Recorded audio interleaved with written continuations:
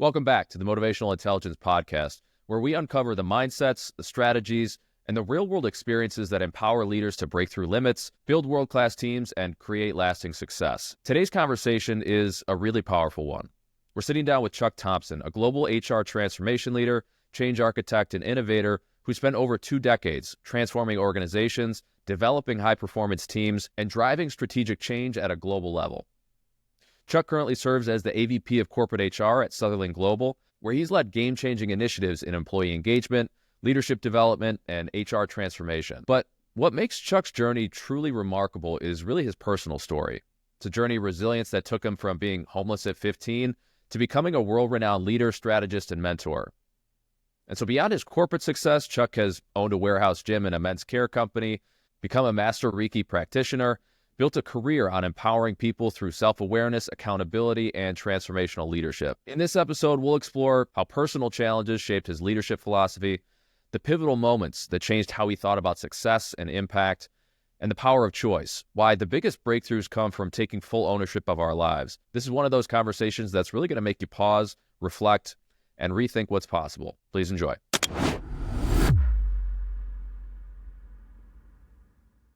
This podcast is powered by Mojo, the people transformation platform. As a global top 20 training firm and the world leader in motivational intelligence development, our clients kept asking us a question: what does the future of professional development look like? So think of this podcast as a teaser for what could exist inside your organization. Because we all use podcasts and AI to learn and improve in our personal lives, right? So why are we not using podcasts and AI to transform our people at work? We've taken everything we've learned from working with 40% of the Fortune 500 in 97 countries worldwide, and we've combined it with cutting-edge technology to give you the most powerful weapon in the history of human development. Here's how it works. Almost like magic, what Mojo does is it generates powerful, targeted conversations among employees to rapidly resolve challenges like low or unbalanced performance, high turnover, poor leadership, low change readiness, low succession readiness, or the merging of cultures and the elimination of silos. Along the way, Mojo embeds a success culture into the DNA of every team at your organization and enhances every interaction your people have from now on, both inside and outside of work. Start a 14-day free trial of Mojo today at joinmojo.com/trial and experience what has changed hundreds of thousands of lives around the world, mine included. So get started now at joinmojo.com/trial. That's joinmojo.com/trial.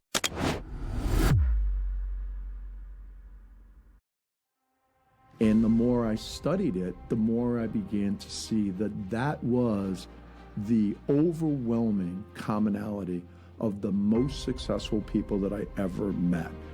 And just the empowerment of the conversations, how it just really motivates you. You don't come across people that impact you that way. Because a lot of people could say to me, oh yeah, no, I get it. But yet they really don't get it. This, if you really lean into it, can be life-changing. Mojo's is part of our DNA and what we do during team meetings. And I just looked at Randy like, oh my God. I feel like that's made a lot of impact in my direct report's life because they're not afraid to talk to me. But I started to see what this gentleman did in podcast. And I was like, it was just kind of surreal because it was almost like he foreshadowed what I was going to be up against that point. They would come in every week and ask me, Paul, how far would you like to get? That's when I told them 105%. And they laughed and I said, no, 105% is where I'm going to be. I think that concept is one that everybody can buy into, and saying that I can improve 1% from yesterday. An unstoppable state of mind that enables you and I to achieve everything that we want out of our professional and our personal life. Chuck, I've been really looking forward to this conversation. You know, we've gotten to know each other a bit over the past several months, you know, through our work with Mojo at Sutherland. And one of the things that struck me just in, you know, group conversations, your command, your practice of motivational intelligence, so the principles that we talked about, you know, has really kind of blown me away. Just the takeaways, the stories you shared, you know, they've been so next level. I've even said this to people internally that Chuck is one of the most aware leaders I've ever worked with, you know, when it comes to motivational intelligence. And I think a big part of the reason is you've lived it. You've used it. You're such a practitioner. So I've been really excited for this conversation. I appreciate you taking the time. I wanted to kind of start our conversation today, you know, and I wanted our whole conversation today to really explore your experiences with it, what you've learned, how your understanding of it has evolved. But I wanted to maybe start at the beginning, which is kind of, at least in my mind, go back to when did you kind of first recognize your ability to kind of control your mind, and maybe second, the importance of it? So it's a really good question. First off, thank you for all the accolades at the beginning. I'm already here, so you don't have to pay me off for that, right? No, I appreciate that. As far as an awareness goes, it's an evolution. I think back to a lot of my life up until probably 2017, being just kind of free-flowing, going with whatever came up, right? And I had a base understanding of the principles of mindset. I was fortunate enough to see Zig Ziglar live, Brian Tracy, right? I really got into Tony Robbins. So those little pieces kind of come in and you get some inklings along the way.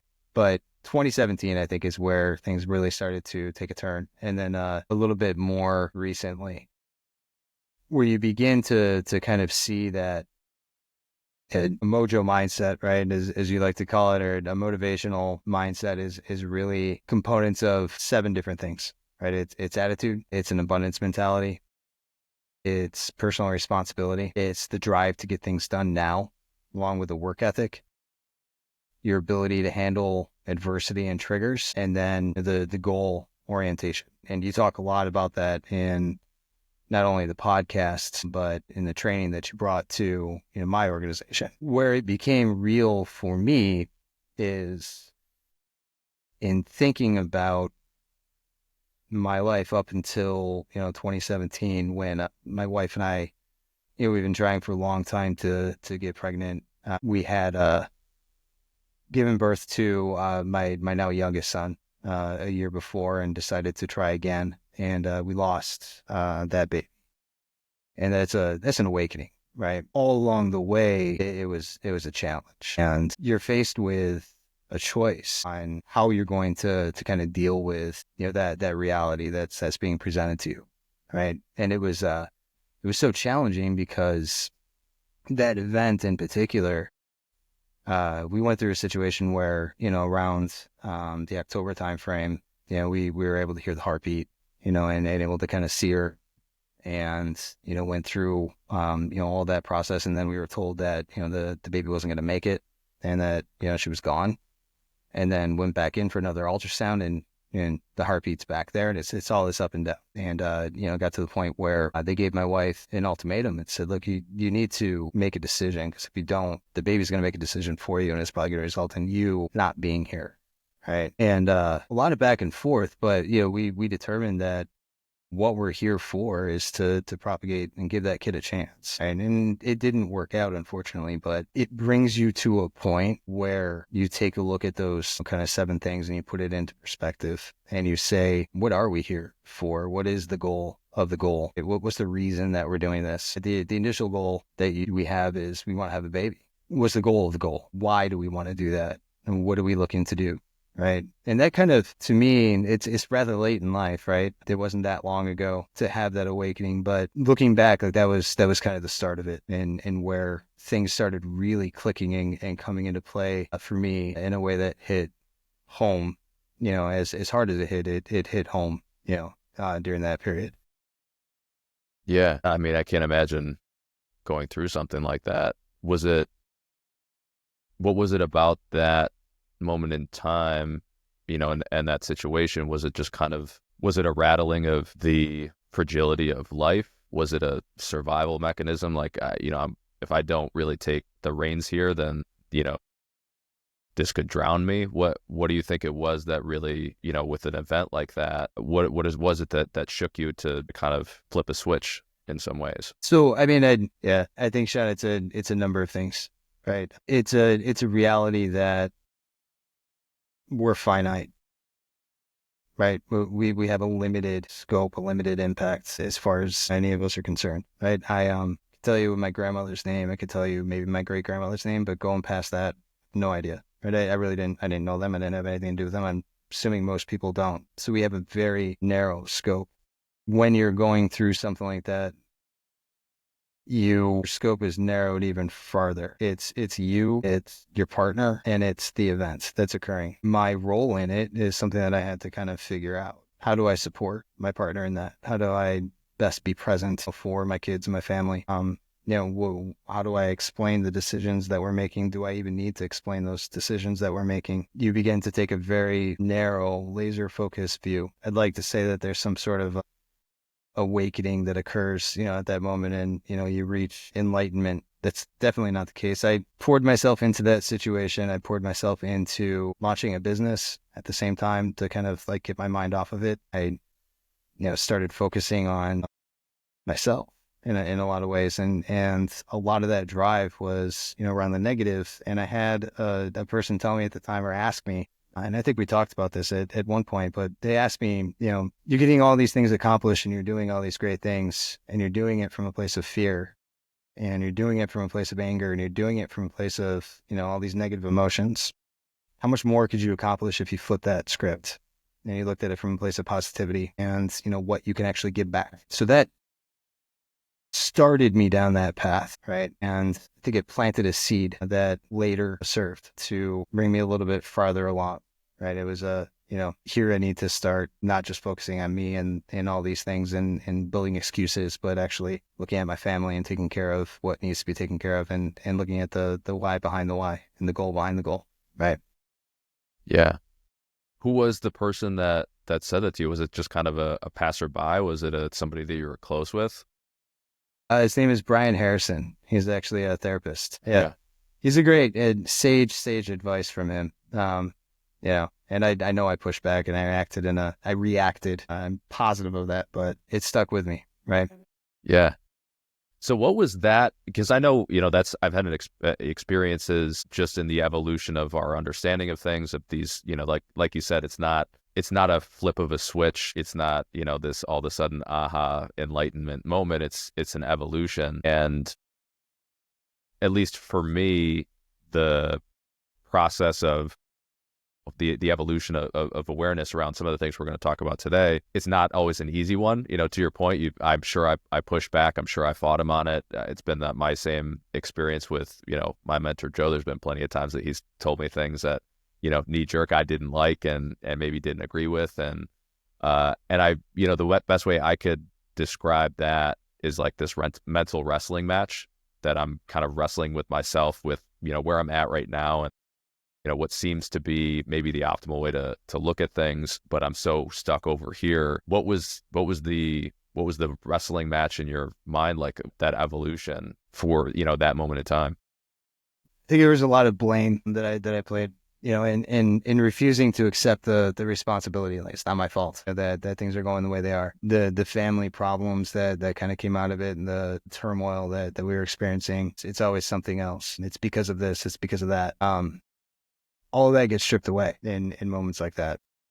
You're forced to face that fact that it's you, that you're in control of it. And, to Brian's point, you have a choice on what you do with it. And you can either become a force for good, or you can continue wallowing and you're going to get stuff done, but it's going to be self-destructive or has a propensity to become self-destructive in the end. And, that's not going to play out well for, it was few years later, so 2017 took us into kind of the enter into the pandemic, and then shortly after the pandemic, I started getting some phone calls from my mom to give her a call, and I just kind of ignored it, and ended up finally calling my mom back, and she told me that choking up, so that she was going in for routine surgery, that she had a couple of heart attacks, and she didn't want to bother my sister and I with it, but she had to go in for surgery to get that taken care of, and just wanted to talk to me before she went in. And so I talked to her, and she went in for that surgery. It was June 2nd, and she didn't make it out of that surgery. Just didn't. It's very clear to me that the reason I didn't call her back is, one, because I didn't learn the lessons I should have learned back in 2017. You don't know how long things are going to last, and you need to take advantage of it now and then. But also that I blamed still my parents for a lot of what happened to me and the difficulties and turmoils, right? Not being there. And I used that to drive me, right, and become very successful. But I still was kind of harboring that. And so we talked about running at the very beginning of this, right? Kind of probably before we were taping, but I now run. One of the things that led me to run was my mom passing away. And I decided to take Brian's advice finally and look at things from a positive sense. And my way of doing that was to relive my mom's life in miles. So my mom passed away when she was 70, starting on June 4th, somewhere around there. I started running and I tracked it through the miles. So mile 1 was when she was born, right? Mile 13 is when she was in high school, and mile 16 is when she met my dad, and et cetera, through the rest of her life. That was the most eye-opening thing I think that I could have ever done, to take a second to not just look at it through the loss that I had experienced, but to frame it in what that person had been through and the actual legacy that that person was leaving behind. And to take each of those miles and each of those steps to look past the views and the angst and all those things that I was kind of carrying inside of me, set those aside just for that time, and to change the perspective, to look at it from a mojo mindset, right? See it from a larger aperture, to allow those pieces to come in. And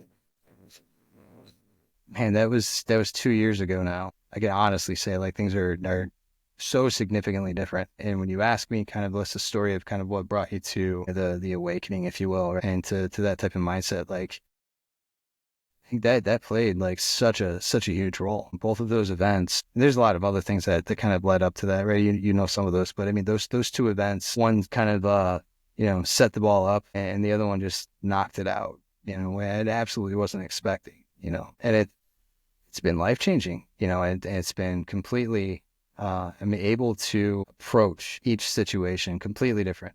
It allows you to step into, a person's shoes and mindset and kind of understand what's going on, and hopefully take the time to move them up the chain just a little bit, knowing that impact that you're making is so meaningful to that one person at that one time. Yeah. That's, Let me be so heavy to begin this podcast. we came out of the gate hot. Yeah.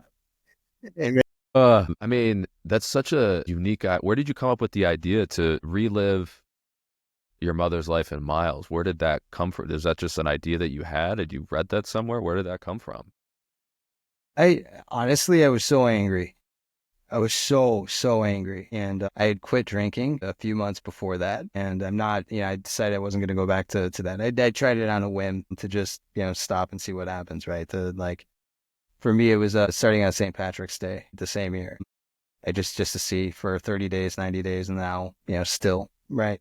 So I wasn't going to go back, but I was so filled with like rage. I needed an outlet. I've always been a very physical person, and so I decided to just lace up the shoes and go, and just see what happens. And then I just kept going. And then I was like, yeah, you know what? This would be interesting. So I kept pictures, and I posted pictures online. I'm like, all right, here's what I'm doing. And I was kind of public with it. I don't know. It just was natural. It seemed like to me it was natural. It was my therapy at the time. And man, I tell you, it's heavy, really, really heavy, but it changes everything, or changed everything for me. It really did. Yeah. So, I mean, you alluded to it, and you kind of talked about going through that process and how it changed your perspective. What did it change your perspective about? How did it change how, what you believed, or maybe how you saw yourself or the world or your mother? What were some of the things that going through that process and reliving her life in miles, how did that change your perspective and what you believed? Yeah. There's a lot of things growing up that I wish were different. Right. There were a lot of things I'm really, really grateful for, but there's a lot that I wish was different. What I realized is that she's just like everybody else. She did the best she could with what she had. She had a really tough upbringing, a lot harder than mine was. And that led her to be the person that she was. I had held that against her for so long, instead of seeing the gift that I had a mom. A lot of other people didn't. They don't have that. I had somebody that was there towards the end. I had somebody that was calling me, that was reaching out. A lot of people can't say that. And so I missed all of those little opportunities kind of along the way. And, there's a lot that I blame myself for, at the very end. Why didn't I pick up the phone? Why didn't I engage? Why didn't I take my wife's advice and fly down, to be there for her? But all those whys, when you take a step back, you realize that we are where we are because of the decisions that we've made. Good or bad, we chose to be here right now, and it tweaks something in me to realize that I have an opportunity now, right, to be that person that I wanted to have to my kids, to my wife, right, and to really create something that's meaningful. I can be that in my company. I can give back and be the guy that when I make that phone call, somebody's actually going to pick up, and they're not even going to second guess getting on a plane and flying down. There's not going to be that regret that's going to be there. And if they can't make it, they're going to know it's okay, right? And I can be the person that can leave that behind, for each of these people, and I can create or at least start that path in people. They may not want to hear it right now. Some of the people that are listening to this, podcast episode, they may not be ready to hear it right now, but it's planting a seed, right? The same way that, Brian's advice planted a seed, the way that my daughter's, passing away planted a seed, right? That's all they are. They get watered over time.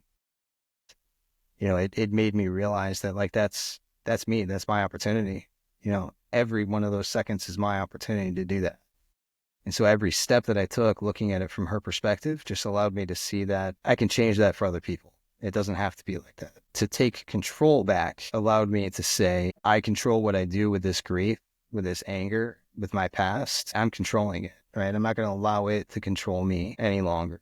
And there's a lot of miles where I was just in tears, man. You can't see the path in front of you, but I needed it, and it's okay. And I let myself have that. And I took control. That control, so heavy, right? And we talked about this before, that we have this unlimited potential, right? That abundance mindset means that there's enough for you. There's enough for me. There's enough for every human being on the face of this planet to have everything that they want. But because of that, they need to own it. We need to own it. We own our own path. And that's just, I don't know, man, it's heavy. So it starts to accept that ownership and start driving with it. Yeah. I feel like I'm ranting. No, you're not. I'm locked in. You're not at all. I think it's one of the reasons I wanted to have this conversation with you, because I think it's important to talk about. It's important to understand. And you talked about the kind of taking back control. And that's one of the things that these kind of blend together a bit. One of the things we had talked about previously is, and this is one of the things that we've noticed, just you study people that have been successful in any area, you study people that have, been peak performers in their career in life, they believe in what we call the power to create, our belief that, we can take these ideas we have in our head and turn them into reality, that we get to choose what it is that we want out of life, and we could set in a vision and go achieve it, believing that we can make it happen. I think you've called this the 2V state. And this is really where visionary leaders are born. This is where creativity and imagination spring from. But it's an important kind of realization. And so was that the thing you said, maybe the choice, you said we are where we are because of the choices that we've made. That was one of the things, running those miles, that you hadn't really chose before, or you had not really taken control of those choices up until that moment in time, at least to the extent maybe that you wanted to. So here's the rub. I'd like to think that it'd be so easy to say that. The truth is, at the end of the miles, I realized that I had been in control, right? That every single problem that I ever got into, every single fallacy, all the good things too, like, they were my choices. I did what I did because of my choice, right? It's me. So I can't blame anything else. I can't say that I started making the choices at that point, because that'd be a lie, right? I had made all those choices that led me to that place, that, hadn't nurtured the relationship with my mom, right? It's not that I didn't have a relationship with my mom, or that, growing up, my mom wasn't there, and growing up, it was really difficult. And so that relationship was broken. That's one way to look at it. The truth is I didn't nurture it for whatever it could have been. I didn't nurture it. Right. I chose not to.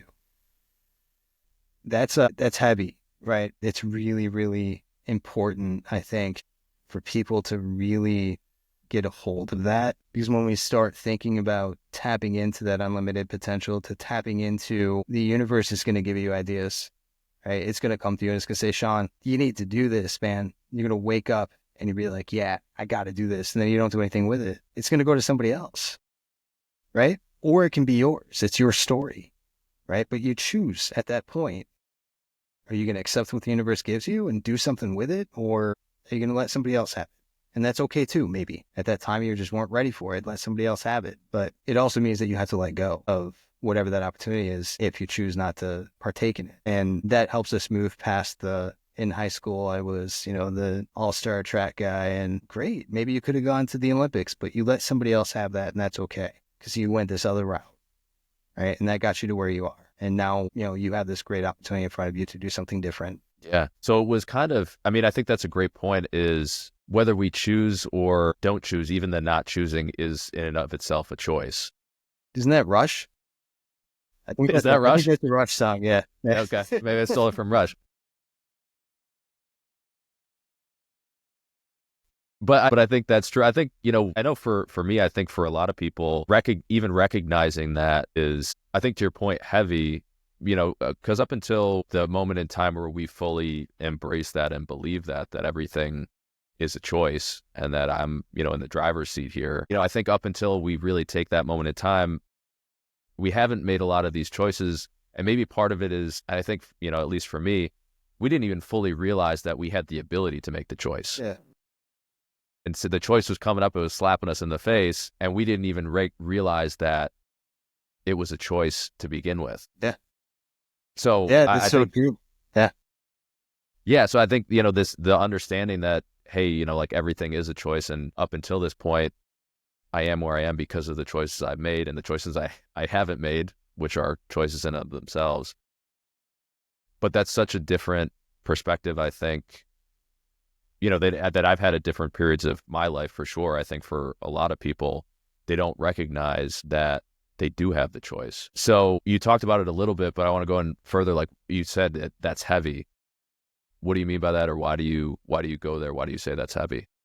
I'll give you a real example of it that I think most people can relate to. You wake up in a bad mood and immediately you get into an argument with your partner. Coffee spills, something happens, you just get into an argument. That happened to me yesterday. Man, she's so rude. She just doesn't get it. I got all these things going on. What is wrong with her? That's my initial reaction, right? That's keeping it real. Like I'm not enlightened. I'm not the Buddha. That's my initial reaction. When I have a second to take a step back, I'm like, man, what is she dealing with right now? What did I do? That led to this. Man, I was a jerk, right? I responded really, really curt when she, went to wake me up. I could have done things a heck of a lot different, and I now own that, right? And I have to do something. I have to do something with it, because if I don't, what kind of jerk am I? That's a real example of why it can get heavy. I mean, it's kind of light, but it's a real example of it. You own it, right? Nobody can make you do something, right? Nobody's making you angry.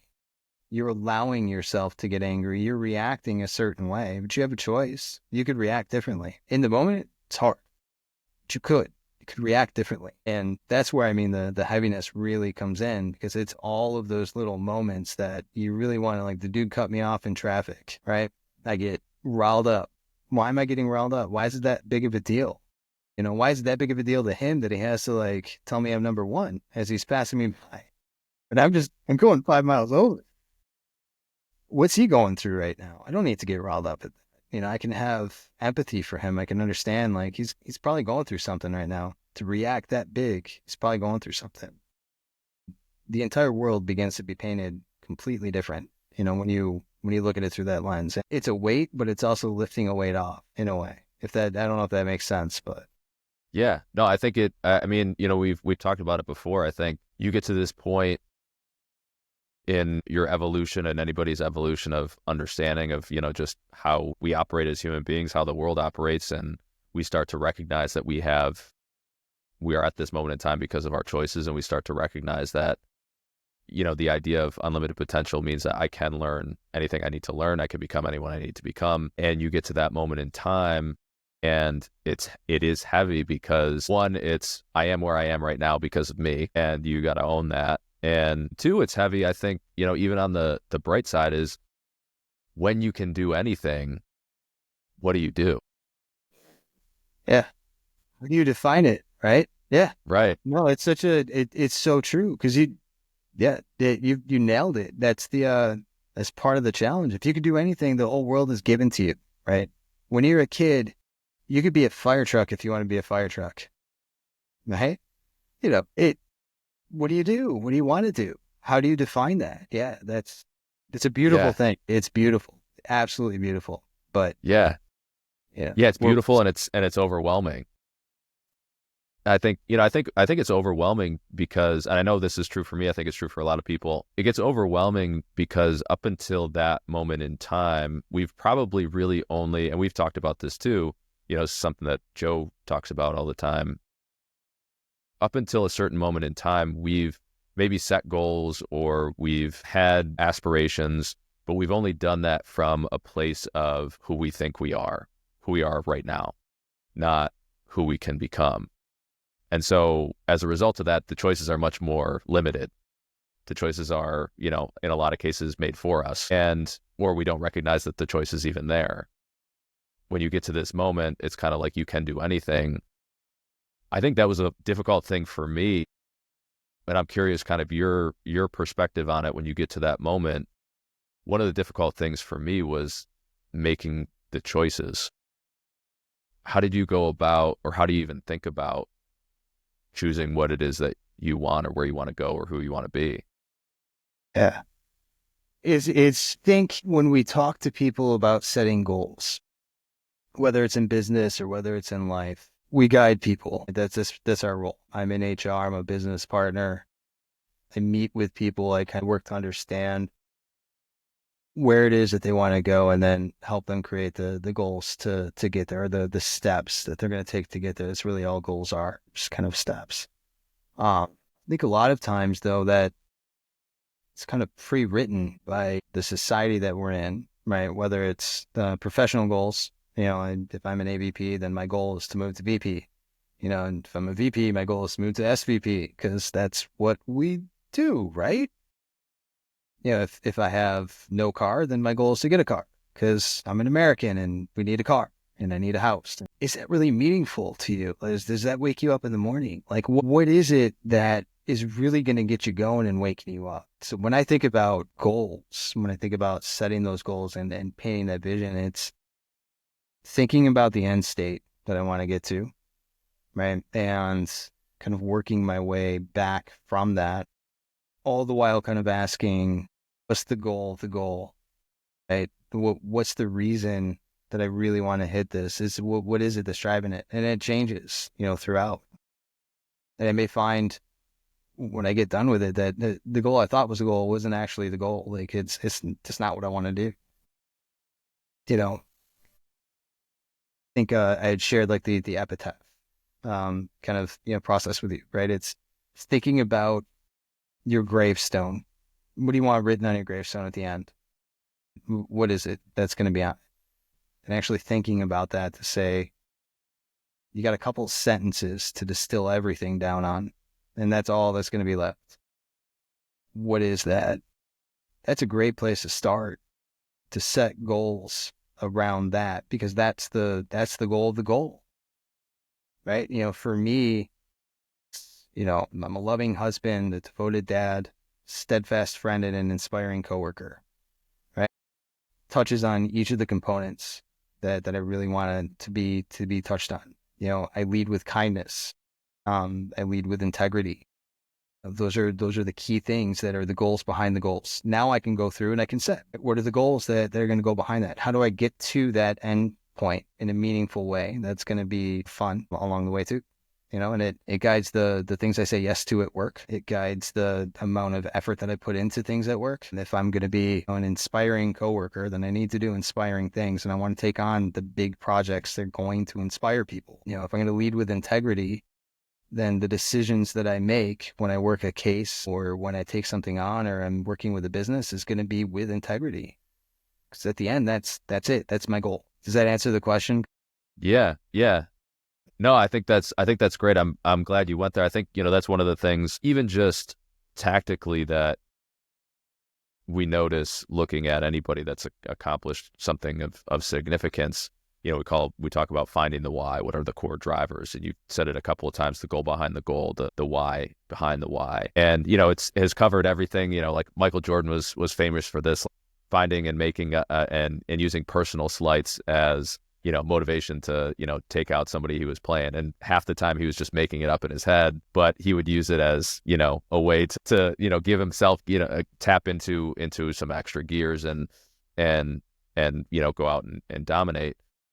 So I think, from a tactical perspective, it's been used in a lot of different circumstances. Sometimes it's, making parents or kids proud. Sometimes it's proving somebody wrong. Sometimes it's, escaping a difficult situation. But I think it's an important thing. And, you can use it to really tap into, find new gears, in the short term. But I love the way that you kind of frame that too, which is, in a lot of ways, if we're really slow down and think about it, it can be a compass.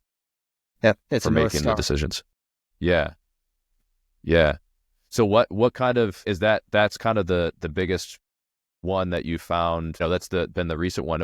Are there other kind of whys behind the whys or goals behind the goals that you've had at previous points in your life? I mean, you alluded to it earlier, like you even used some of the things early on in your life that maybe you weren't as thrilled with, as you said. That's kind of what drove you into maybe be some, find some levels of success.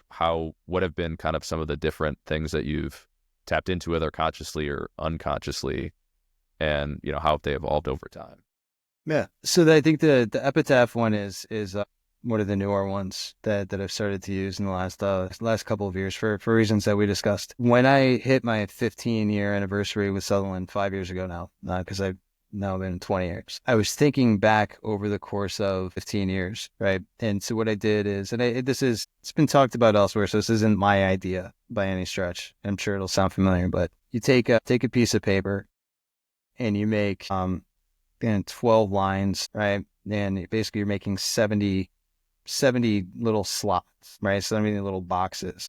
And then I went through and I filled out all the little boxes that I'd lived up until now, right? 70 is about how long an individual, 72, right? Whatever. About 70 years is about how long you have to live. If I've lived for now 48 years, right? How many boxes do I have left? I got 22 boxes left. What am I going to do with those 22 boxes? I did that when I hit my 15-year anniversary, and I've done it kind of every year since, and just fill in another box and just look at what's left. I got, assuming it's 70, and I hope to live longer than 70, by the way. So I'm not, cutting myself short. But I mean, that's, if it is 70, then that's 22 more Christmases that I have, right? That's 22 more wedding anniversaries with my wife. That's it. When one of those is gone, that means I got 21, and then I got 20. And you make the most of it, right? To keep that reality in front of you as you're going. So that's been that's been a big one, for me. That came before the epitaph kind of piece. Puts things into perspective. I don't care how old you are. 5 years ago I was only early 40s, right? We'll call it 40. So there's still like 30 boxes left. Those boxes fill up fast. What do you think about that? You ever done something like that? No, I haven't. I probably should. I think that's even this past year for me personally, I think it's one of those things. I love the exercise because I think it's one of those things when you're young, and the younger you are, probably the more you feel this way. When you're young, you feel kind of untouchable. You feel immortal. Like you don't even really give any serious thought to the idea of death. The idea that we're only here for a finite period of time. You just feel like I'm always going to be young and it's going to go on forever. And I think that forces that realization forces you that when we're not going to be here forever, it forces you to make some decisions. And, I think that's even this past year, I think that's been an evolution for me. And again, you and I have talked about this before. It's one thing to understand something intellectually, another thing to really understand it viscerally, really believe it, really understand it, and really kind of embody it in your bones. And even this past year, I think was just some wake-up calls. Best friend growing up, had cancer 5 years ago, thought he was good, cancer came back, and, went through brutal chemo. And it's just much more intense even than last time. And it was something that, and I had other things with my uncle, was diagnosed, and, had health issues with other family members and friends. It was just kind of like, it felt like the universe was lining up all of these reminders like, hey, Sean, you're not going to be here forever. Make some decisions and figure out what's next and what you really want. At least that's, that's all you can kind of do is in terms of an interpretation. So I love the exercise because I think it's something that's even my understanding of that has even evolved just over the past year.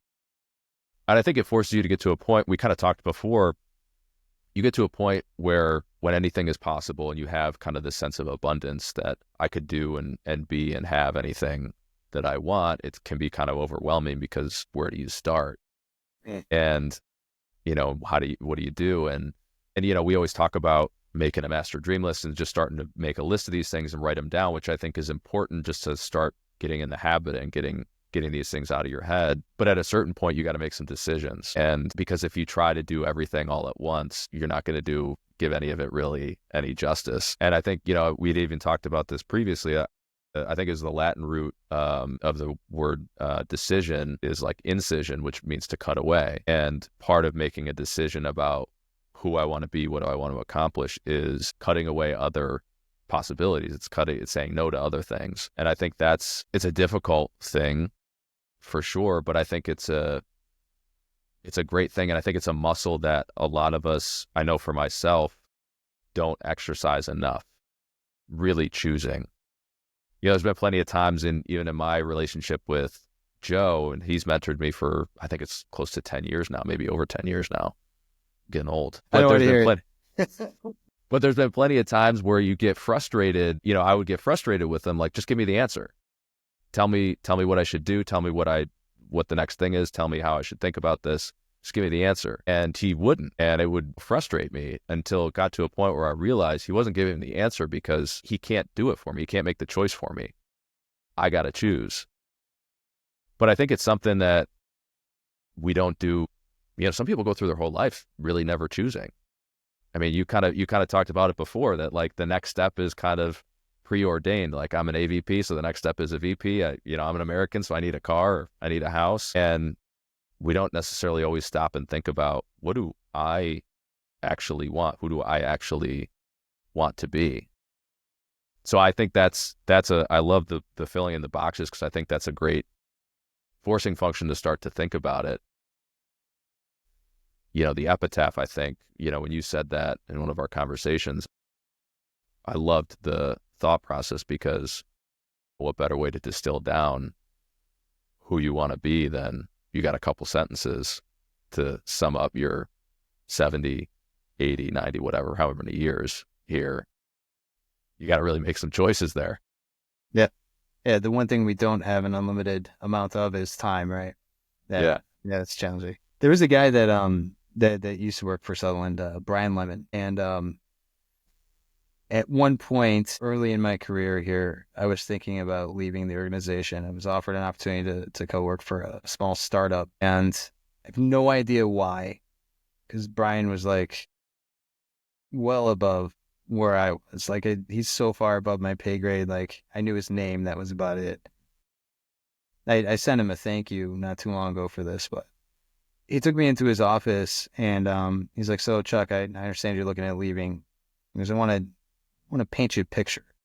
So he went to his whiteboard. It's just like my whiteboard back here. And it's one of the reasons I have like the extra large 4x8 whiteboards. Sits down or stands up and starts painting out on the whiteboard all of these different things, right? operations and master coach and all these different, positions within the organization. He goes, this could be you. This could be your track through the organization, or you can leave and you can try something different. The choice is yours. I just want you to understand that if you say yes to one thing, you're saying no to another.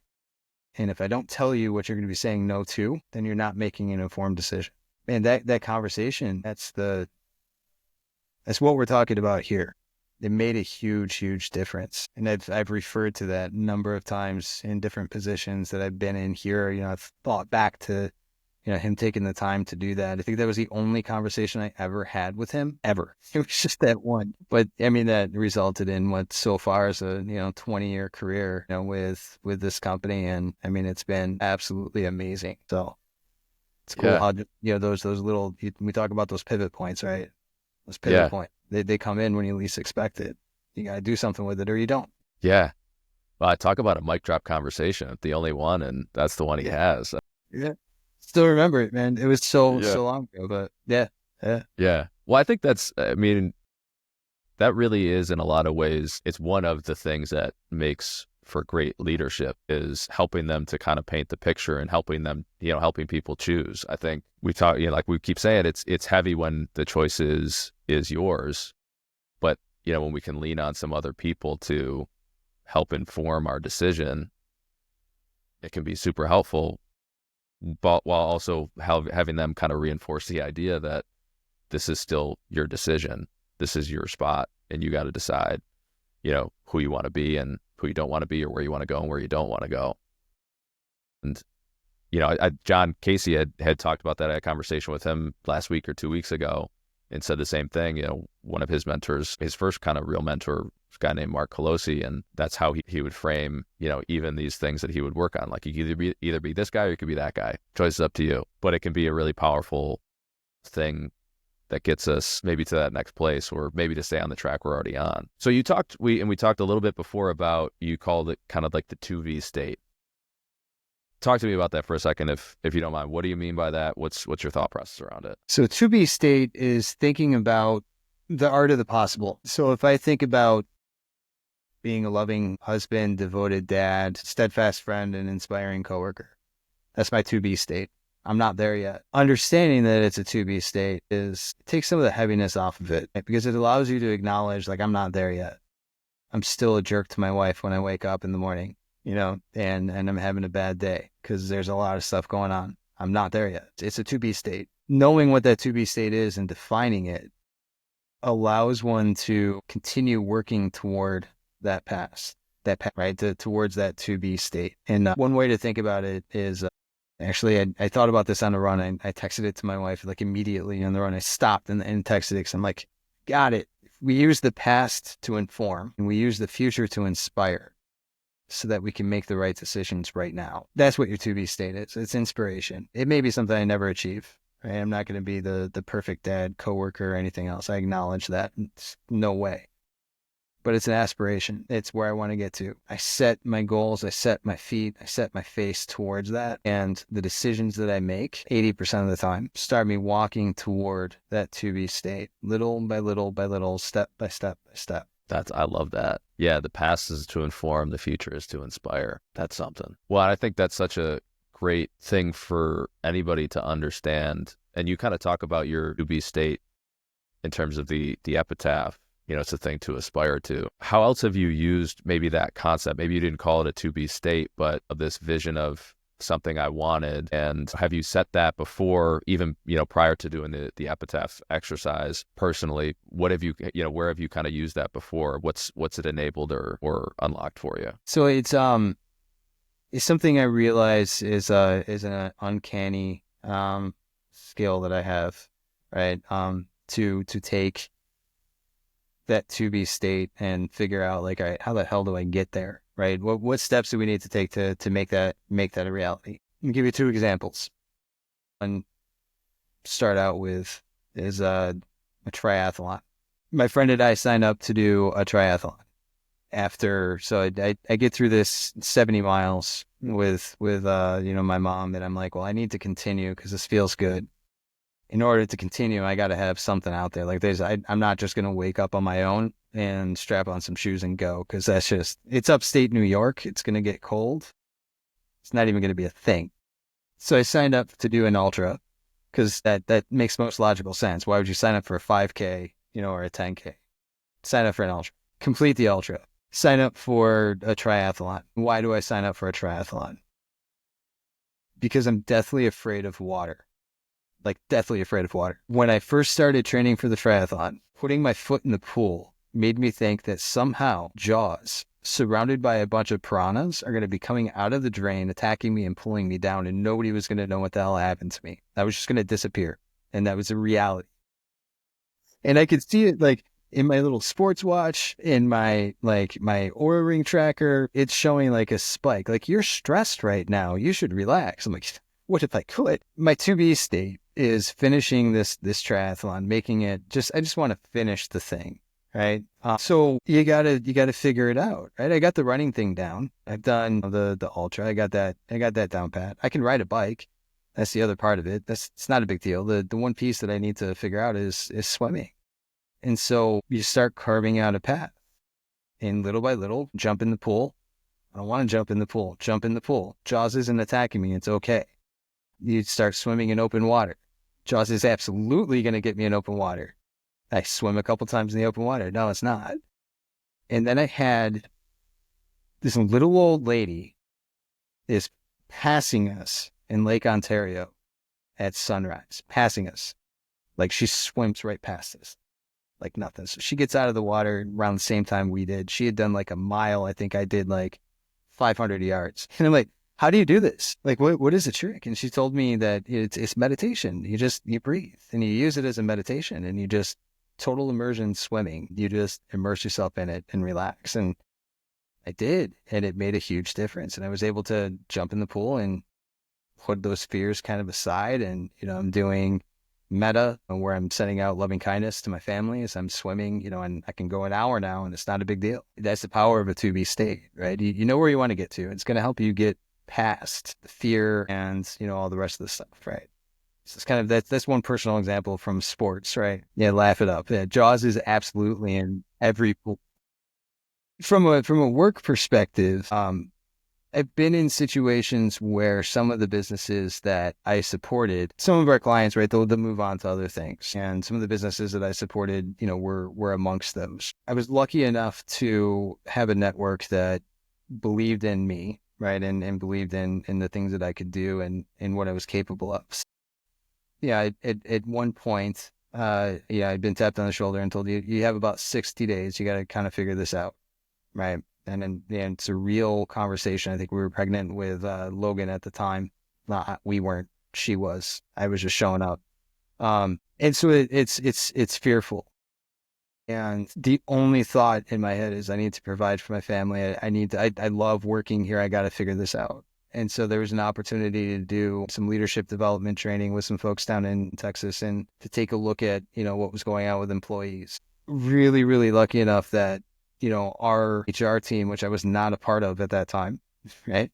I'm just this guy. Our HR team and our service delivery team, our organization believes in the people, in the power of people enough to say, Chuck, we're going to invest in you. We want you to go spend some time, figure out what's going on, and see if you can put some solutions behind it. See if you can put some actions behind it. And I did. Looking at the problem statement, we're losing people. We have a retention problem. We have a leadership problem, right? That's really what the root cause is, and doing those analysis and figuring out that here's what the end state is. Here's where our to-be state is, to lower attrition by 12% year over year in this place, to be 30% profitability margin, over here, whatever. When you start to understand that that's where you are, or that's where you want to be, and here's where you are, you can connect the dots to get to that point. And you can begin putting things into place to help those dots connect. And little by little, you begin to get to that point. Where it brings you to is the art of creation. We talked about unlimited potential. When you realize that you have this giant, enormous problem of employee retention, right, within the Americas, it's huge. It's a huge problem. When you start to realize the power that one person has to impact that, that's a huge responsibility. right? You can look at it as we're losing people, but you can also look at it as each one of those people that we lose is a person that's not going to be a future leader. They're not going to have an opportunity to, impact our customers and our clients in a positive way. They may want to, but here's the reasons why they're leaving. Here's the things that we can do about it. You start to put these little things into place. You start to create the opportunities for each of those folks and begin to change the tides. And looking back over those years till now, you can see the payoff, coming about. We were able to hit the COVID situation pretty well, right? We were able to shift the way that we do business very, very quickly, but that is because we had invested in looking at the to-be state ahead of time and setting things into action that were impacting our people and investing in those people early on so that when the need came up, we were able to hit it, right? Yeah. Yeah, no, I think that's a great example. So, I mean, using and kind of double clicking into that example, what were some of the things that you noticed? You had a clear to-be state, hey, we got a retention problem. We need to keep people around. You talked a little bit about it's, really a leadership problem. What were some of the things that you noticed as you were, I think that's the interesting thing too, is as you have this kind of to-be state, once that's clear, subconsciously we start to kind of connect all of these dots, which is kind of how the human mind works. What were some of those dots that you were able to connect? What did you notice, from a root cause perspective? What did you notice even just from a solution? What made the biggest difference in terms of the ability to get it to the point that you got it to where you could weather COVID without much concern? Yeah, where people trusted us is really what it came down to. Noticing the trend that we're in such a rush. There's so many things that we have to get done on a daily basis. And that's just this reality of business, right? We come into work every day. There's a giant to-do list. I don't care what level of leadership or management you're in, there's going to be a giant to-do list, right? You have 150 emails, you have 13 hours worth of work, you got 6 hours to get it done in. And so what happens when you get people into a situation like that is you start cutting kind of corners, right? And I don't mean that in a negative way. You just, what are the easiest things to put off, right? When you have this giant to-do list, the easiest things to put off are things that are going well. Right? Your A players. It's the easiest thing to put off because they're performing. I don't need to meet with my A player. They're already performing. Right? My B, C players, they're doing okay. I can wait till next week to meet with them. What I really need to focus on is my D players to get them up or to get them out. Right? You're going to get what you focus on. And if I tell you, don't think about an elephant, you just pictured an elephant. Absolutely. And make it even better until you don't picture an elephant that's wearing a pink tutu riding on a ball. I just created a great picture for you not to think about, right? And you're going to go home, you're going to be thinking about that stupid elephant in the pink tutu. So if we're focusing on our D players, guess what we're going to get?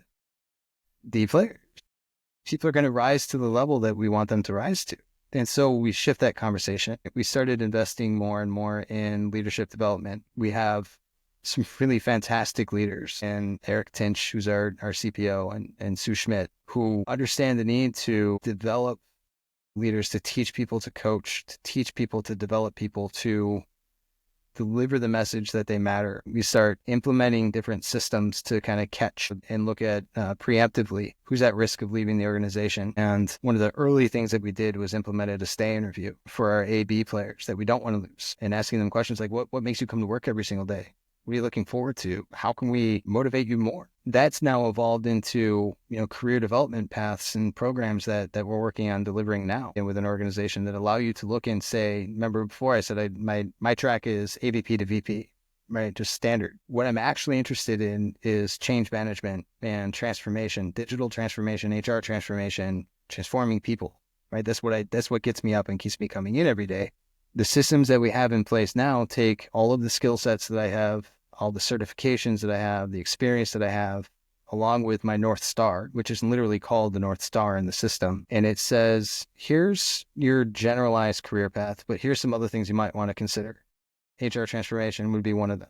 Here's some courses that you can take. Here's some people that you should know. And here's some opportunities that are coming up. When you do that, you completely change the conversation. You're now telling somebody you don't have to go from an agent to a team manager to, a line level manager. The world is yours. Let's define it. Let's give you the skills that you need to get there. Let's help you understand that. And And Sean, it's huge. It's absolutely huge when you can offer that to an organization to see the shift that happens. Yeah. Well, and it's really kind of systematizing even a lot of what we've been talking about today, which is, putting, and weaving into the culture this idea of, the power to create, this idea of unlimited potential, that, if every employee there understands that at the company saying, hey, you get to choose, you can choose where you want to go. Here are some of the opportunities that are there. When you're weaving that in culturally and systematically, you're going to have people that are going to be a lot happier, that are going to want to stay, and they're going to push themselves more to get there. When they have that, like you call the to be state, that really inspires them. And that's really, we talk about even vertical alignment, how can we align what somebody maybe is responsible for on a day-to-day basis to where they really want to go, whether it's within the organization or personally, they want to buy a house or whatever those things in. When we create that vertical alignment, people find extra gears of motivation to do things that maybe they're not comfortable doing or don't really feel like doing. And, so when you really weave that in, it's, to your point, such a idea, such a huge impact. What has been the impact? What have you seen? So we're early in this adoption phase and rolling it out. When I talk to the leaders and help them understand, kind of what we're doing, you begin to go down the path of, especially with the leadership, you and I would call it the to be state. What we call it internally is the use case. What are the use cases behind it? What's the ROI, to this, right? So we can sell it to the business. It's really just it's a to be state, right? Imagine being able to take internal talent that you have, right? An unlimited supply of internal talent, and very quickly go in and identify, hey, we have this person that's sitting way over here, in insurance, who has a degree in project management, right? I have a need in project management. I have a need in analyst and advisory. This person has that skill set. I can connect them together. What you begin to see is, to your point, the culture changing, right? To looking inside, looking internal. How can we grow? How can we develop our people? How can I grow? How can I develop? Right? You start seeing, we have a learning hour for all of our directors and above, all of our management team has a dedicated hour that they can choose to use for learning on their calendar. It's scheduled time. Now you start seeing people asking, well, what can I learn? Like, what would you recommend? What should I be looking at? What books should I be reading? And you start, the conversations are totally different. Think along with that, though, you have this need for a cultural shift because it's been done the same way for so long that you have a little bit of a lack of trust and people getting engaged, but certainly see that tide changing, as we go through, in the consistency, right? The consistent step after step after step, day after day after day grind, it begins to pay off and make that difference. Yeah. Yeah, no, I mean, both are so important. I think, you want the structure and the systems to be able to, connect people to these different opportunities and connect people to different people in the organization and help them kind of see where it is that they can go. And at the same time, you have to find a way to impact the culture. You have to find a way, especially if there's not enough trust there, or even sometimes when there is, whenever we're trying to change any sort of behavior, you got to change what people believe first. And if you don't, then you usually falls flat, which is why we see so many initiatives fall flat, so many go-to-markets fall flat, because all of a sudden the salespeople got to do something different and they don't think that they can, or they don't think it's in their best interest, or they're comfortable with what they're comfortable with. And, same thing is true within an organization. I think that's, you need to have both. And I think but when you have both, to your point, man, it makes a huge, huge difference. Palpable. It's a palpable difference. Yeah. So you said something before I want to circle back to, about why you chose the triathlon. And you said you chose the triathlon because you were afraid of the water. You were afraid of Jaws. Yeah. Why did you? Real. I'm not kidding you. Struggle's real. I don't get. Yes. So what made you, because most people, and I think this is, again, it's something that we notice, peak performers versus everybody else. Peak performers will steer into the things that they're afraid of and attack them. Most people run away. What is it that made you say, I'm terrified of the water, so I'm going to do a triathlon, not in spite of being terrified of the water, but kind of seems like because I'm terrified of the water. What in sport did that come from? Why did you kind of make that decision? Yeah, same reason I did the ultras, because I hate running and because I'm horrible at it. It's funny, I did before I get into that, I did another ultra after the triathlon, which was a mistake. It was way too soon. But as I'm running it, I'm talking to some of the guys that are running with me. These are guys I'm assuming like on my one lap, they were already on like lap 2. They're running barefoot, right? And here I am, like, whatever. Their point was like, you don't have to be the fastest. It doesn't matter in an ultra like how fast you are. The point is to finish. That's it. That's your goal. Your goal is to finish. Nothing else matters. When you're out there, like nothing else matters. It's just to finish. Man, it's such a like freeing mindset to think like I don't have to. It's not a 10K. I'm not running it to like be fast. I'm running it to finish it. I think that goes into kind of answering the question. I've made a lot of stupid decisions along the way, and I've been in a lot of really bad positions because of that. I used to say it's because of, right? Because of the way that I grew up. It's because, I got kicked out of school the first time in 3rd grade because of all of these things that were going on. When you start accepting responsibility, you start looking for those things that scare the hell out of you, because it's the things that scare the hell out of you that the biggest amount of growth, the biggest payoff is going to be there. High risk, high reward. The biggest payoff is going to be there. You know it. You can just feel it, right? Feel it in your gut that something's going to be there, right? It's you waking up when it's negative 10 degrees outside, wondering if you can get your cold plunge in today. You know that there's going to be a payoff. You know that payoff is going to be huge, right? For you, for that time. Like, that's it, man. I just got to the point, especially after my mom passed away, where like I looked back at my track through, and I realized like it's in those moments where I was scared as hell, where I thought I was going to fail, where everything is like stacking up against, everything told me to go the other direction, but I kept going forward anyway. Those have always been the times where like the biggest payoff is there. The biggest payoff is there. Right? It's the moment where, my wife and I were having so many issues that you feel like just giving up and walking away, because that's the easiest thing to do. And it's probably better for the kids. You tell yourself all these stories, but we fought through it and we invested in each other. And what we have now is beautiful. And it's because of that, right? When I finished the triathlon, I can look back and I'm like, I didn't die. I'm good. I want to do another one, right? But there was a moment in that triathlon, right? When I was out swimming, I was way out. I felt like miles, like I was halfway to Canada. I swear to God, I was halfway to Canada. I was off track, I think. Nobody was around me. There's none of the safeguards or anything else that I thought were going to be there. And I started cramping and I started freaking out. I thought I was going to like drown. I'm looking around for somebody on the wakeboard to like come help me.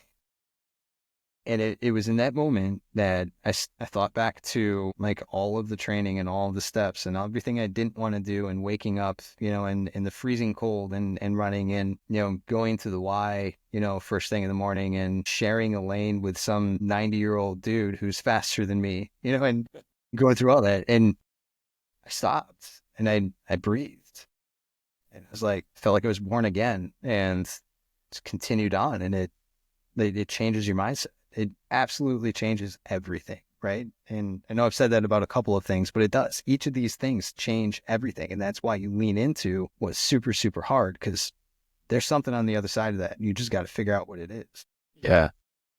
Yeah, I couldn't agree more. That's the value in doing hard things, and not, you go back to the JFK speech about going to the moon.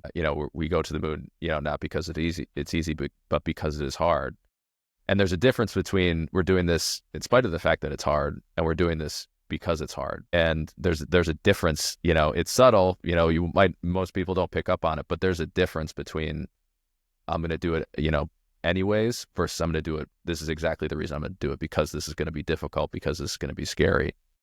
And I think you touched on, even just the perspective on fear, that, you look back at all these different points in your life, and the points that you've been most afraid have been, when you push through those things, have been the points that you've had the most growth out of.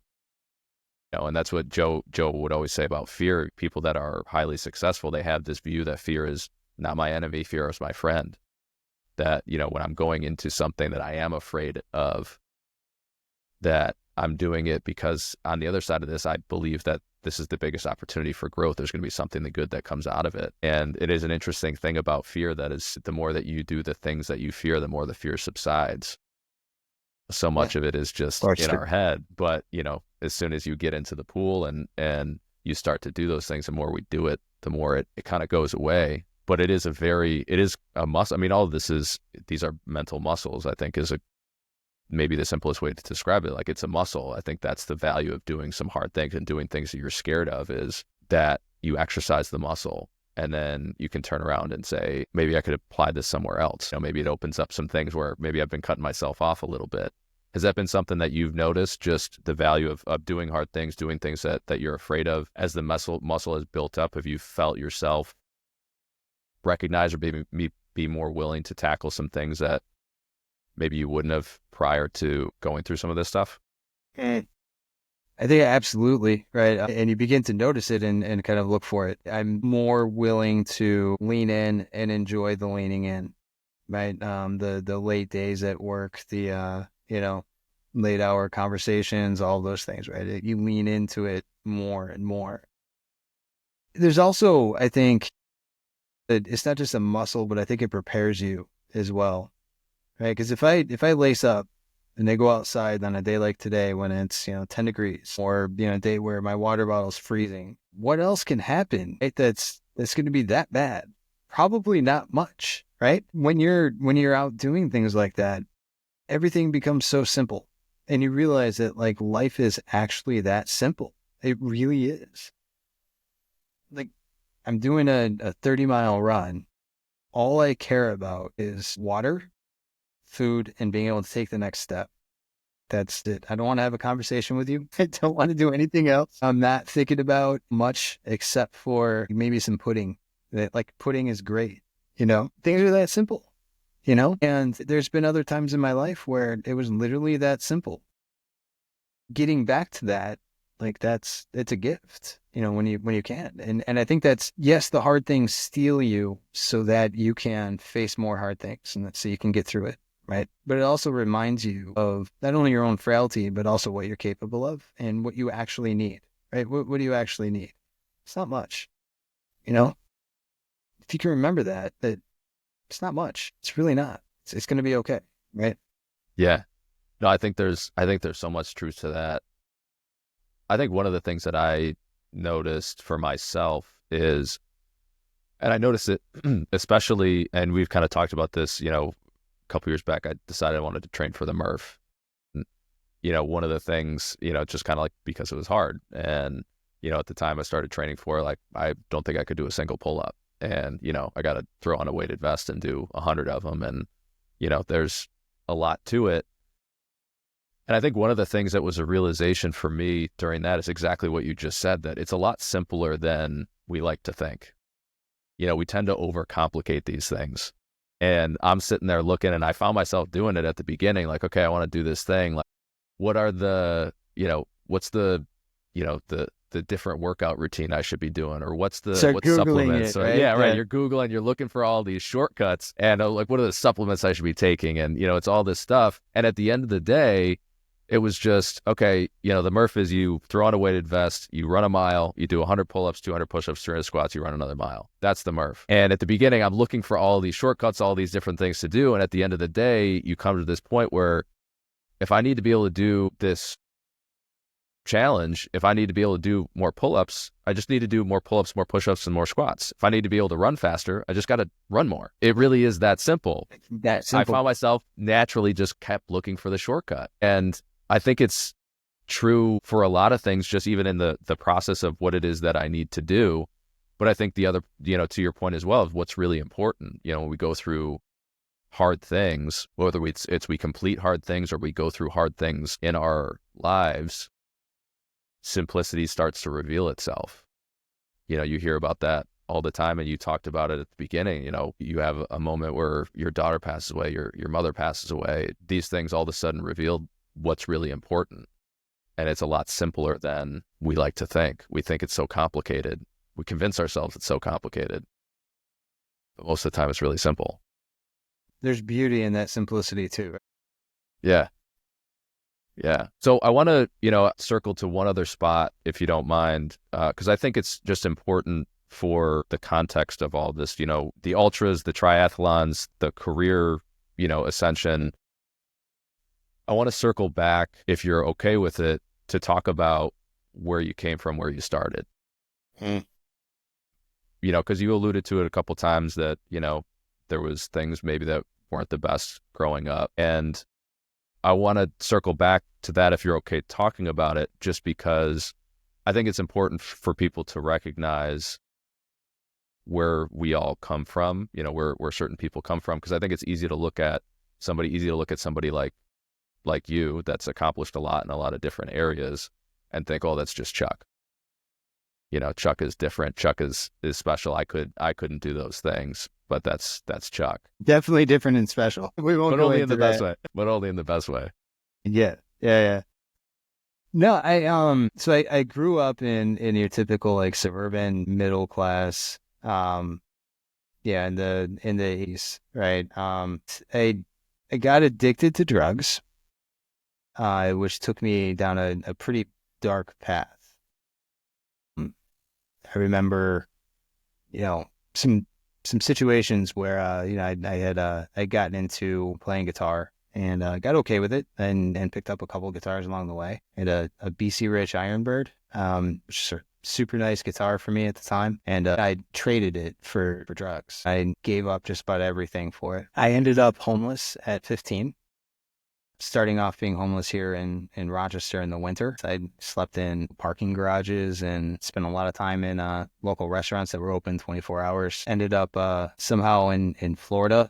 And, when I was there, it's probably a conversation for like another time, but some really bad things happened and ended up coming back to Rochester again. And just kind of got cleaned up and then fell back into it, back and forth. I was lucky enough that I had an opportunity to go through a pretty intensive rehab, and I ended up living on a commune for a little while. I milked cows in the middle of the Blue Ridge Mountains in Pennsylvania, and I loved it. I absolutely loved it. And I think things started kind of coming together a lot on the long walks down sounds so cliche, long walks down a dirt road. There was a time of year when Orion was in front of me when I was walking to milk the cows, and I was looking at Orion coming back. When I came back, came back up. As odd as it sounds, like I still look up at Orion now, but seeing that made me feel less alone. I felt like I was part of something, somehow. So I finished that and kind of fell back into the same stuff. And all of this is happening in a very short, period of time. Actually got me out of, that lifestyle and put me on the track of, I need to earn money. I need to make a difference. Like, I'm never going to allow this to happen again. Right. And you and I had talked about, me being homeless before and how, a lot of the decisions that I had made was out of a fear. Right. And I still live with some of that fear. Like, I will never let that happen. Like, I push hard to make sure that my family is taken care of. But I remember there was a situation. I was living in Mississippi, near the Gulf of Mexico. I'm literally about a block away. And I had overdosed, and everybody that was in the house left. And it was just me on the floor in the bathroom. And somehow I came out of it hours later. And I was sitting on the front porch, and across the way, there was an ambulance that was taking a guy out of his apartment, and he didn't make it. And I just remember just thinking at that moment, that could have been me. It literally could have been me. And I called my sister, and my sister paid for a ticket for me to come back up to, Rochester. And I came back up and got a job. And then I got a second job, and I started working 2 jobs, one during the day and one overnight. And I never looked back, never looked back from that point. Right. And that was, I don't even know, over 30 years ago, right? Not well over 30 years ago. It was catalyst. It was change. It wasn't a complete change, right? We talked a lot about the path, kind of leading to now, but it started something. It's events like that they paint a different picture. Yeah, I'm grateful for all of those things and all of those opportunities, because it paints me who I am now. I can have conversations with folks that other people couldn't have. and I can come at it from a very real perspective. Yeah, I'm on the board for Uplift Irondequoit, which is a coalition to lessen the impact of drugs within the adolescent population. I mean, I'm literally doing that because I'm at a place now where I feel like I want to give back, and it was a very real experience for me going through that. And if I can help just a couple of people not have to go through that, and that's it. That's where it's at. Yeah. Yeah, no, I mean, I appreciate you sharing. Like you said, we've talked about some of it before, but I think, even that we talked about the finding the why, and we talk about the epitaph and, the evolutions. Like you said, this is all evolutions of these things and understandings and our use of some of these tools. Even the simplest one in terms of finding a why is I'm not going to let that happen. And, that can be a big driver. I'm not going to let that happen to me, or, a little later, I'm not going to let that happen to my family, or I'm not going to let that happen to, if I can help somebody else not have to go through that. So I appreciate you sharing. And, I thought, like I said, I think just to understand, we're talking about triathlons and ultras and, you overseeing major initiatives at Fortune 500 companies. And it's important to recognize that it is a journey, and it's an evolution of a journey. Yours isn't a particularly inspiring one. So I appreciate you sharing, with candor, because I think it's helpful for me. It's helpful for, I think, a lot of other people. Before we kind of wrap here, one last question I had for you, and then we can touch on anything else that asks that you have for listeners. But kind of in reflection, what belief or beliefs do you think are most important to pass down to the next generation, or maybe even your kids in particular? That's deep. I really want my kids to walk away with an understanding that they can create anything. Anything is possible for them. If they want it, they can go after it. They can get it, while still being grounded in the reality that takes effort. It takes work. That's one part. The other part is I want them to remember that they're not going to remember the name of their great grandmother, right? I guarantee it. They're not. In the same way, their great grandkids aren't going to remember them. It's not about them. It's not about me. Nobody's going to remember me in 3 generations. It's probably going to take less than that. They're just not. The reality is, it's not about me. At the same time, I can create anything, right? And I can do anything. What is it that I want to do that's going to make an impact now? That's going to be meaningful now. That's going to allow me to have fun and the people around me to come up, right? And potentially that's going to create something, even if it's a feeling in that later on, that they can pass down to their kids, Because what does last, that's what lasts, right? It's the feeling that you leave behind to somebody. Like that's going to last, right? That's what your great grandpa used to say is probably never going to come out of anybody's mouth. I'm not going to give a nugget that's worth, writing on the wall of like a gymnasium, but they're going to have this weird something inside of them that was passed down from their parent, and that parent was my kid, right? Or it's somebody that I'm working with, now. It's a kid that I'm working with, here at Sutherland. Right? It's just going to be something that's going to get passed down, right? It's going to make a difference. And I really, really believe it. They're not going to remember who it was or why or any of that stuff, right? But I know that I played a part in that, and that's part of it. But that's what I want people to take away. And that's what I want my kids to walk away with. Do anything you want to do. You have it in you to do anything. Fully believe in that. Making money is easy. Making your dreams come real, man, that's easy. Picking the right dreams, that's hard. Making that impact is even more important, right? That's it. I love it.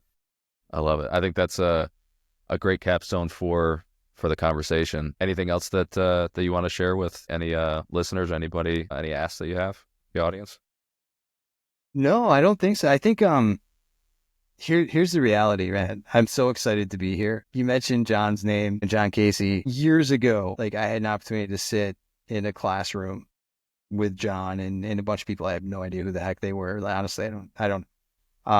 It was so long ago, but I've honestly, I've never forgotten it. Never forgotten it. It was one of the things like that absolutely made a difference to me. And it was so awesome to see you take some of my team through the same things that I had been through years ago, and to see like the ahas kind of light up on their faces, and like to see the difference that it makes. Like, it's just so cool. I'm so happy to like be sitting here talking to you, now about this, knowing that it's kind of like, it's full circle, because I literally sat in the room with John and I remember the lessons that were taught, and it made a huge difference, right? I went from thinking that I'm always going to be a $4 an hour employee to being an AVP of corporate HR. And a lot of that is saying yes to opportunities, and saying yes to those opportunities is because of the things that John instilled, in us. And I don't know what happened to the rest of the people that were in the class that we were with. I hope they stayed in touch. Yeah, to me, it made a huge difference. I'm so excited to have had the opportunity to be here. So thank you for that. Yeah, no, I appreciate it. And thanks for taking the time. This has been a conversation I've been looking forward to for a long time. And I've loved working with your group and with you. And yeah, it is something to see the light bulbs go off, man. It's a lot of fun. So I appreciate the kind words and I appreciate the time. Thank you, my friend. Absolutely.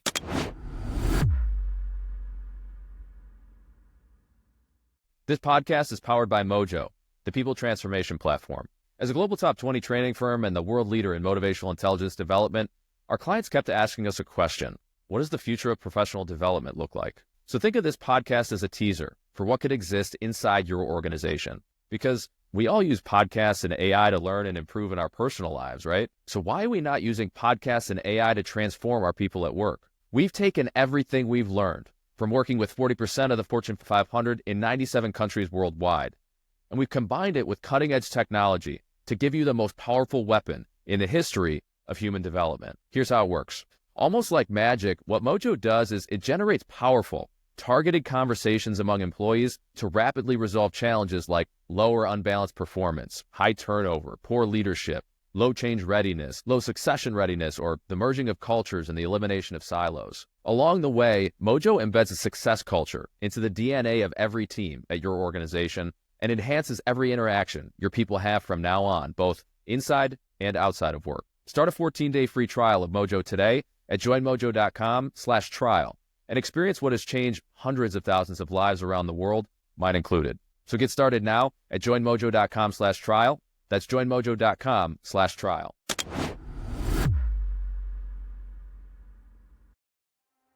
And the more I studied it, the more I began to see that was the overwhelming commonality of the most successful people that I ever met. And just the empowerment of the conversations, how it just really motivates you. You don't come across people that impact you that way. Because a lot of people could say to me, oh yeah, no, I get it. But yet they really don't get it. This, if you really lean into it, can be life-changing. Mojo's is part of our DNA and what we do during team meetings. And I just looked at Randy like, oh my God. I feel like that's made a lot of impact in my direct report's life because they're not afraid to talk to me. But I started to see what this gentleman did in podcast. And I was like, it was just kind of surreal because it was almost like he foreshadowed what I was going to be up against that week. They would come in every week and ask me, Paul, how far would you like to get? That's when I told them 105%. And they laughed and I said, no, 105% is where I'm going to be. I think that concept is one that everybody can buy into, and saying that I can improve 1% from yesterday. An unstoppable state of mind that enables you and I to achieve everything that we want out of our professional and our personal life.